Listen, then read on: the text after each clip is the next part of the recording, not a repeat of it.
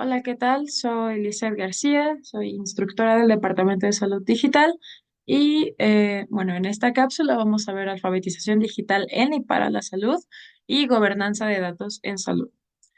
Aquí están los objetivos de la sesión, que son los objetivos del programa y todo se cubrirá en esta cápsula. Bueno, como tal, vamos a comenzar primero con qué es la alfabetización, ¿vale? Es la habilidad de leer y escribir en una lengua específica, la que sea, simplemente saber leer y escribir. Decimos que una persona es analfabeta cuando no sabe leer y no sabe escribir, ¿vale? Y justo cuando enseñamos a leer y escribir, entonces eso es alfabetización, ¿va?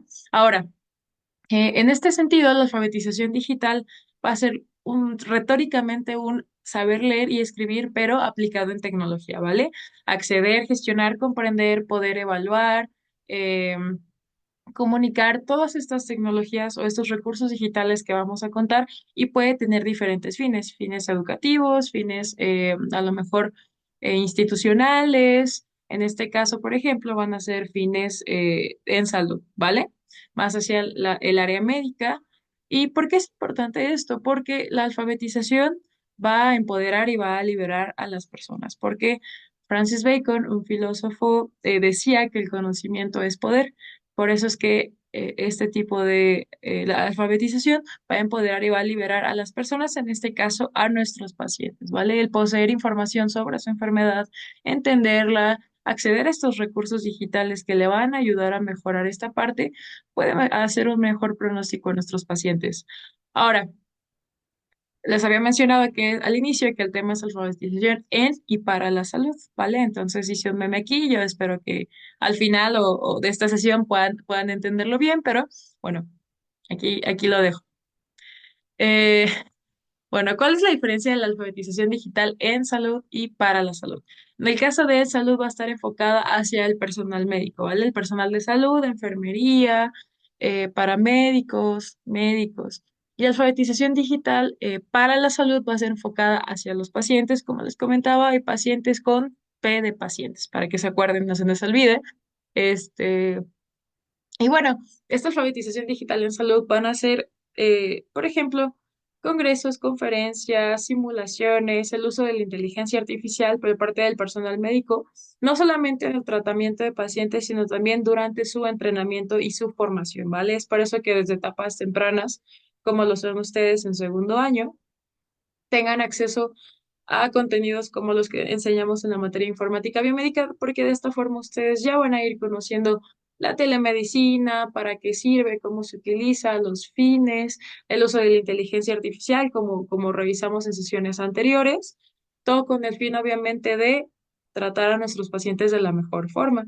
Mucho de esto también tiene que ver, por ejemplo, con simulaciones, ¿vale? Simulaciones virtuales para el entrenamiento, por ejemplo, en quirúrgico entre otras muchas habilidades. Entonces, esa es la parte de en salud.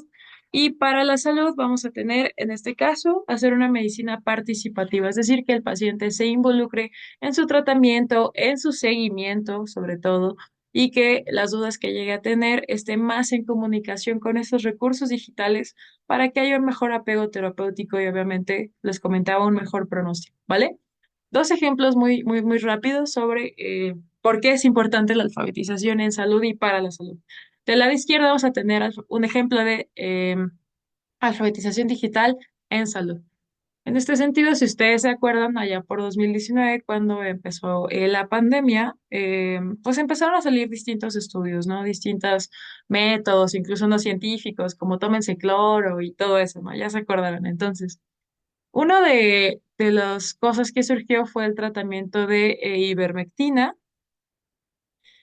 un antiparasitario, nada que ver con el uso que se le dio en el tratamiento de COVID. ¿Y esto por qué es importante? Este artículo se publicó en una revista del Elsevier. Elsevier, ustedes saben que suele ser riguroso con sus procesos de revisión. En este caso, por una u otra cosa, este paper se publicó en 2019.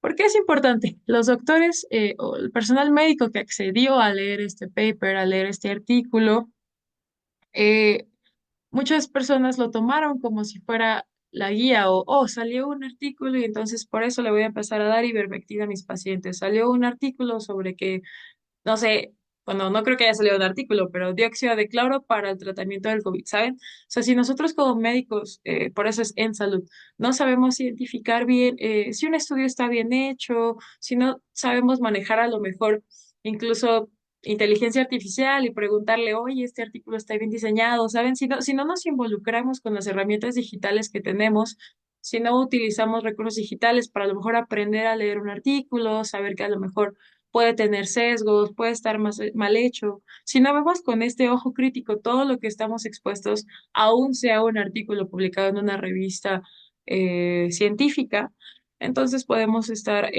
fallando a este proceso de alfabetización digital, ¿vale? Para no hacer el cuento largo, este artículo fue retractado, por eso es que está, si ustedes buscan el PDF, va a aparecer en rojo retracted, y esto significa que el artículo estuvo mal hecho, mal aplicado. Finalmente, está sesgado, los datos están cuchareados y obviamente esto no puede ser aplicable para los pacientes. Pero si se acordarán, muchos médicos empezaron a dar ivermectina a los pacientes, ¿va? Por eso es importante que haya alfabetización digital en salud. Por otro lado, vamos a tener del lado derecho un ejemplo de por qué es importante la alfabetización para la salud. Porque es importante enseñarle a nuestros pacientes que toda la información que vean en Internet, aún así, esté en inglés y tenga el nombre de alguien que parece ser un doctor importante. Aún así, los pacientes tienen que ser críticos, ¿vale?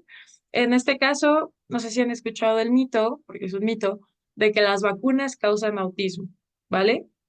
Nada que ver la fisiopatología o el origen del autismo con las vacunas. Entonces, este fue hecho, cuentan las leyendas urbanas científicas, que fue hecho con fines de interés. ¿Por qué? Porque si las farmacéuticas son empresas que normalmente manejan mucho dinero y quienes hicieron este paper fueron como antivacunas, ¿no? Para fomentar estas conductas antivacunas. De hecho, este paper fue como el que inició todo este movimiento antivacunas, que a la fecha, en muchos lugares, en México, la mayoría de personas tiene una buena percepción de las vacunas, pero en países como Estados Unidos u otros países, hay mucha gente todavía antivacunas. Entonces, a este paper, que obviamente ya está retractado, se le debe esto, ¿vale? ¿Y esto por qué?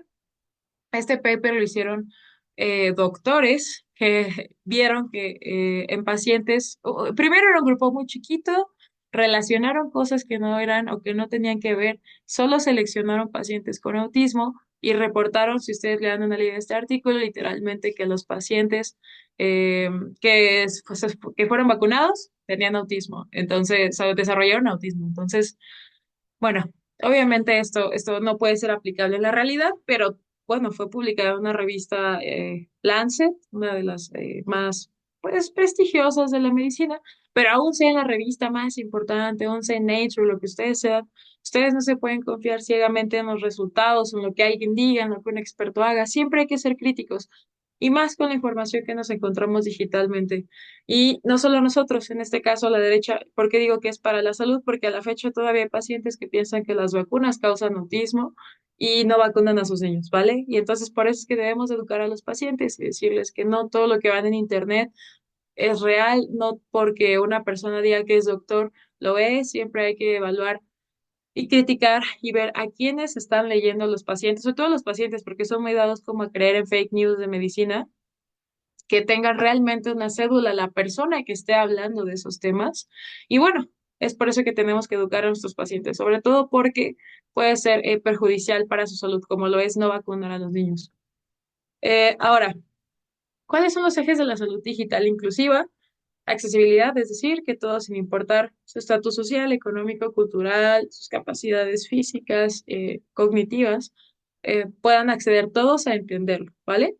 La interdisciplinaridad, es decir, que tenga un enfoque integral y colaborativo. Y finalmente la representatividad, que va a reforzar que estas tecnologías incluyen realmente a todos los sectores a nivel nacional e internacional, ¿vale? Un ejemplo de esto es que, por ejemplo, la investigación clínica, el 70-80% de los pacientes que son utilizados para hacer estudios clínicos y que obviamente nos van a regir conductas a futuro porque se ve que un fármaco es mejor que otro, etcétera, etcétera, son llevados en hombres. Entonces, y el 20 a 30% son mujeres. Es un porcentaje muy chiquito, debería ser un 50-50. Entonces, es por eso que debe haber una representatividad. Es decir, o por ejemplo, estudios muchas veces que son solamente llevados en poblaciones caucásicas. muchas veces no son tan aplicables los resultados a poblaciones latinoamericanas, etcétera, ¿vale? Por eso debe ser representatividad. Y aquí está un diagrama de Venn con estos tres ejes. Ahora, este enfoque, esta alfabetización en salud digital tiene que tener un enfoque de derechos humanos, ¿vale? Es decir, asegurar que estos beneficios de la digitalización se distribuyan de manera equitativa. Obviamente puede haber ciertas limitaciones, como el acceso a Internet en lugares más, a lo mejor, alejados de las urbes. Sin embargo, esto va mucho de la mano con estrategias gubernamentales para garantizar que tengan un acceso al menos a un dispositivo en donde los pacientes, a lo más lejos que vivan, en algún lugar muy lejano del centro de salud, aún así puedan hacer un seguimiento con su médico, ¿vale? Entonces, es por eso que se tiene que distribuir de manera equitativa. Aquí están enlistados estos seis principios de los derechos humanos y finalmente todo se resume en equidad y acceso a los recursos de salud digital, la protección de la privacidad de los datos de los pacientes, obviamente no discriminación, que haya un consentimiento de los pacientes hacia la digitalización de sus datos, transparencia en toda la información que sea compartida y promoción del derecho a la salud, obviamente, como estipula el artículo cuarto de la Constitución mexicana, ¿vale? Ahora, ¿qué recursos digitales vamos a tener? Podemos tener desde aplicaciones, sitios web, canales de YouTube, etcétera, TikTok, lo que sea. Siempre tienen que ser respaldados por alguna institución y esto ustedes siempre sean críticos. Todo lo que lean, todo lo que ven en su proceso de alfabetización en salud, es muy importante que ustedes sean críticos, ¿vale? De quién están recibiendo la información. Entonces, por ejemplo, en este caso, las aplicaciones. Una de las aplicaciones, por ejemplo, para evaluar el estatus ginecológico de una chica es que utilicen estas aplicaciones donde hacen un rastreo, un tracking de como tal del periodo de la chica, cuánto tiempo le duró, cuántos días, qué tanto fue el sangrado, y esto le da una idea, por ejemplo, cuando vaya a consulta ginecológica para ver si tiene alguna alteración, ¿vale? ¿Qué más? En el caso, por ejemplo, del control diario de la epilepsia, que es una aplicación de la mano de la Fundación Carlos Slim, en donde nos da bastante información sobre cómo actuar ante los ataques, hace las crisis epilépticas, hace un tracking también de las crisis, botón de emergencia, etcétera, ¿vale? Como les comentaba, igual canales de YouTube, fuentes de información, páginas en Facebook, siempre tienen que ser respaldadas por instituciones, ¿vale? Ahora, ya por último, gobernanza de datos en salud. Esta gobernanza de datos en salud eh, es muy importante porque nos va a ayudar a ampliar las capacidades y competencias de los países que van a ser necesarias para la promoción y el cuidado de los datos, ¿vale? Si recuerdan las estrategias mundiales sobre la salud digital de la Organización Mundial de la Salud, teníamos cuatro y la tercera era sobre fortalecer la gobernanza en pro de la salud digital, ¿vale?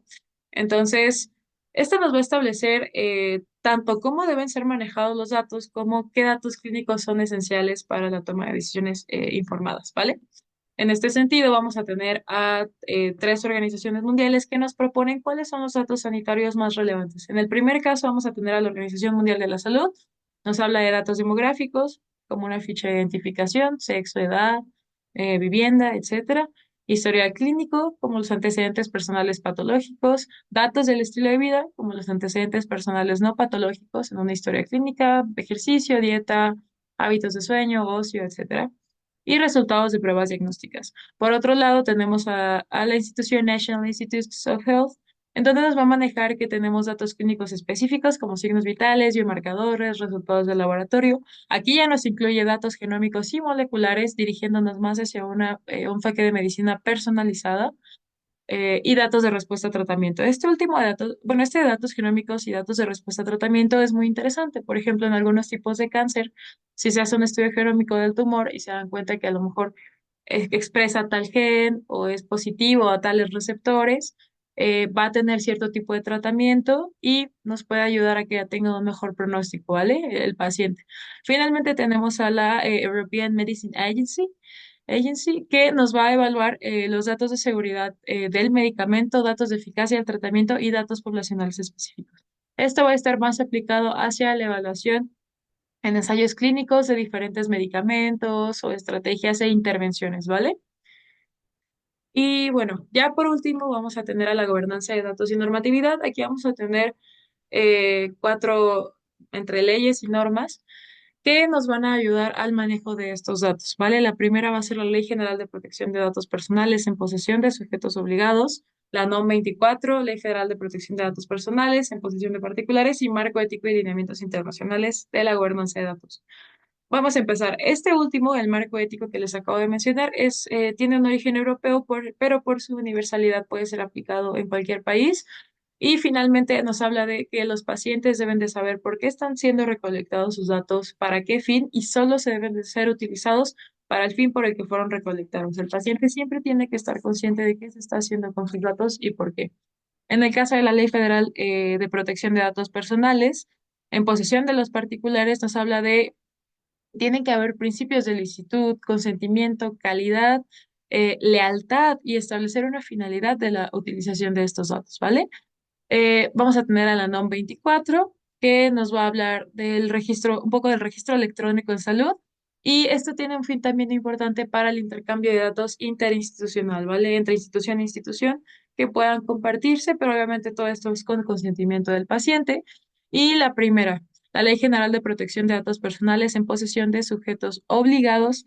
Esto nos habla de que los datos solo pueden ser recolectados y utilizados con un consentimiento informado del paciente y solo salvo situaciones de emergencia estos datos pueden ser ya sea recolectados o compartidos, pero emergencias tipo que pongan en vida, en situaciones de vida o muerte a los pacientes.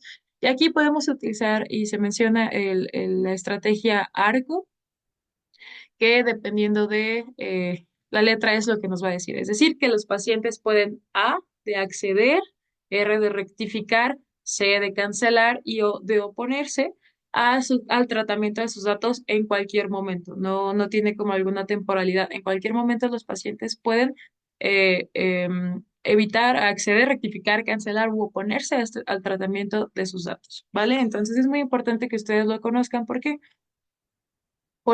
los datos de los pacientes, bueno, una cosa muy importante que seguramente habrán visto, hay personas que llegan a subir a redes sociales como los niveles de algo de un paciente o una radiografía, etcétera, y aunque muchas veces puede ser con fines educativos, no siempre lo es. Entonces habrá que cuestionarse si realmente es necesario que compartamos estos datos de los pacientes. Ya vimos cuáles son los datos y ya vieron que el paciente con esta regulación y estas leyes si nosotros compartimos datos que no son, que el paciente no está consciente que están siendo compartidos en redes sociales o públicamente, incluso, por ejemplo, en reportes de caso o en sesiones generales, si el paciente no lo sabe, estaríamos violando estas leyes, ¿vale? Entonces, por eso es importante que conozcan estas leyes. Y bueno, como ustedes saben, el desconocimiento de la ley no nos exime de las posibles sanciones. Por eso es importante que ustedes lo conozcan. Y bueno, eso es todo.